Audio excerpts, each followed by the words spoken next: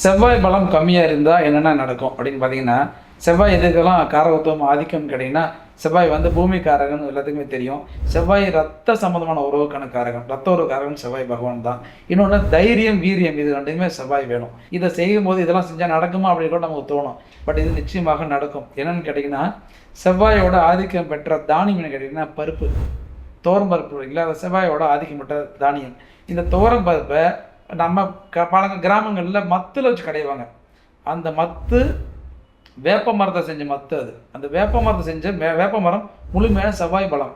So வேப்ப மரத்தை மத்தை செஞ்ச மத்தில் பருப்பை கடைஞ்சி நீங்கள் சாப்பிட்டுட்டே வந்தீங்க அப்படின்னா, குறிப்பாக செவ்வாய்க்கிழமை சாப்பிட்டு வந்தாங்க அப்படின்னா, இந்த செவ்வாய் தோஷம் நம்ம எதெல்லாம் நமக்கு உறவு முறையில் பிரச்சனையாக இருக்குது, அல்லது வந்து உடலே வந்து ரத்தம் சம்பந்தமான நோய்கள் இருக்குது அப்படின்னா, இது அற்புதமான மருந்து. செவ்வாயை தோஷத்தை நீக்கி யோகமாக மாற்றக்கூடிய சின்ன விஷயம், ரொம்ப மிகப்பெரிய வேலை பார்க்கும். இதை முயற்சி பண்ணி பாருங்கள், நிச்சயமாக நன்மையே நடக்கும். இது போன்ற மருத்துவம், ஜோதிடம், ஆன்மீகம் தகவல்களுக்கு அகத்தியம் டாக் சேனலை ஃபாலோ பண்ணுங்கள். நன்றி, வணக்கம்.